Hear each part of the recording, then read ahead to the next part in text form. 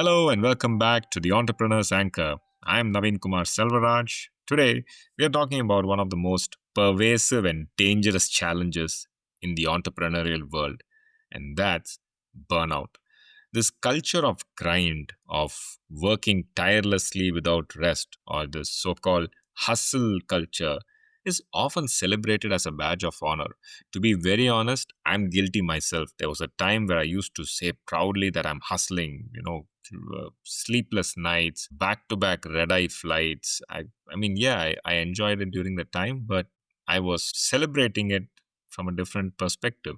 But what if this constant high speed pace is actually a recipe for disaster? Now, this episode is about the sustainable engine, finding your rhythm and avoiding burnout.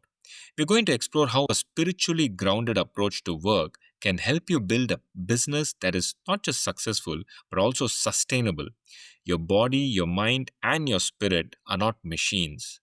Yes, they have natural rhythms, cycles of energy and rest, of creation and reflection.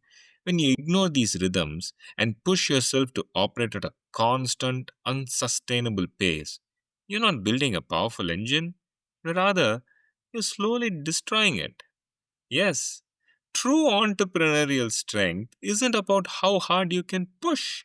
It's about how well you can find a rhythm that allows you to operate at your peak for a long time. Yes, I'm certain you have heard this. Entrepreneurship is not a sprint, it's a marathon. And whoever wrote that for a reason with so much depth. The idea that you must be always on to be successful is a myth. It's a dangerous narrative that leads to exhaustion, anxiety, and a profound loss of connection to your purpose. When you're in a constant state of grind, you lose the ability to think creatively, to make sound decisions, and to lead with empathy. You become a reactive person, simply responding to the demands of the day rather than proactively building a business with intention. Yes, you may be moving fast or appearing to be, but you're not really moving with purpose. A spiritually grounded entrepreneur understands that rest is not a reward for hard work. It's a necessary component of the work itself. Think about the natural world. There are seasons of growth and seasons of dormancy. There are cycles of day and night. The farmer doesn't expect their fields to be productive 365 days a year. They understand the need for fallow periods, for rest, for regeneration. In the same way, your business and your own creative energy need cycles of activity and rest. When you give yourself permission to rest, to disconnect, to recharge, to simply be, you're not being lazy, you're being wise. You're allowing your mind to process information, to synthesize new ideas, and to reconnect with your deeper purpose. The greatest insights and the most innovative solutions often come to you not when you're furiously working, but when you're in a state of rest. The opposite of the grind is what I call the rhythm. A rhythm is a cycle of focused work followed by intentional rest. It's a flow that honors your natural energy cycles.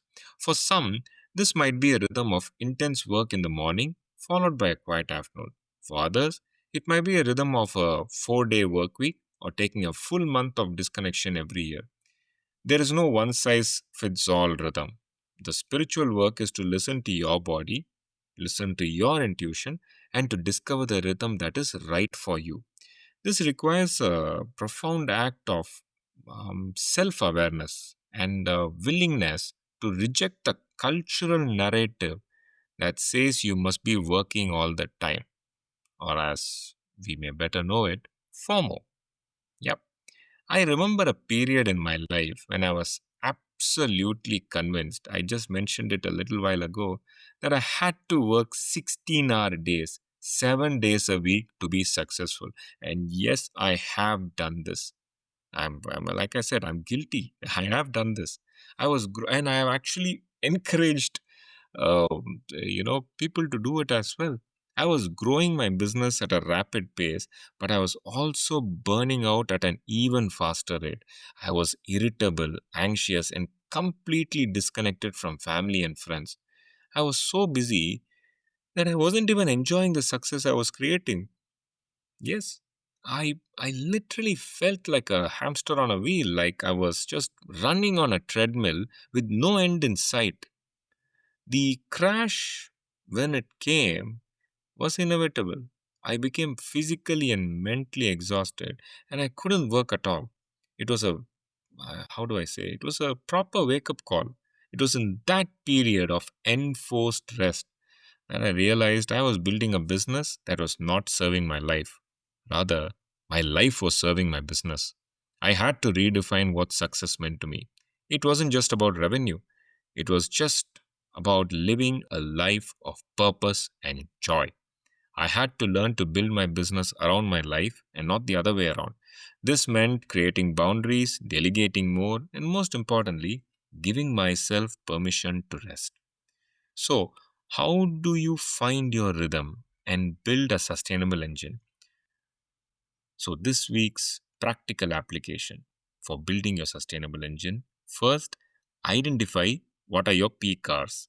What time of the day do you have the most energy and focus? Schedule your most important creative work for those hours and protect them fiercely. Yes. Second, schedule intentional rest. Treat your breaks, or rather, respect your breaks, your weekends, and your vacations with the same reverence as you would a business meeting. Put them on your calendar. Don't allow them to be negotiable, right? Now, third, practice the power down ritual. At the end of each day, create a simple ritual to transition from work mode to rest mode. This could be writing your to-do list for the next day so that you don't have to carry it in your mind, or closing your computer and taking a 10-minute walk. Um, Having said that, the to-do list, I would add a small caution, because sometimes writing down the next day's tasks before you go to sleep might actually get your mind a bit worked up about the next day. So try it with caution. If it works for you, great. Frankly speaking, it doesn't work for me. If I write a to-do list, that means I have to start working on it. So I never do that in the night. But I've known of many, my friends or peers and other entrepreneurs who do it, and it works great for them. They use that downtime to think creatively. In fact, I had one entrepreneur or a businessman who actually told me that it's in his dreams that the biggest and best ideas come to him. But that's him. It may not apply to us. Anyway, so um, going back, whatever you can do as a wind down ritual, and it basically signals to your brain that it's now time to rest, right? And fourth, I want to share a simple yet very meaningful exercise for building the mental muscle to adapt and change your rhythm. I call it the hairstyle challenge. Once a week or a month, intentionally change up a small part of your daily routine. The easiest one is your hairstyle. I actually did this 2 weeks ago, and wow, it just had a fantastic effect. Now, okay, I'm just going to give my example. So I part my hair from left to right consciously. For that one day, I changed it from right to left. At first, it was incredibly stressful. My muscle memory was literally, I was fighting it. I was constantly touching my hair, trying to fix it. I'm so used to, adjusting it from left to right. And whenever I tried doing that, I was messing it up. So it took me a while, but um, I stuck with it, and what happened was I got used to it. And with that small act of adaptation, I realized something powerful. You can take on any challenge, you can change your routine, you can adapt. This small, low stakes exercise builds the confidence and the mental flexibility to change the bigger, more important routines in your work life that might be leading you towards burnout.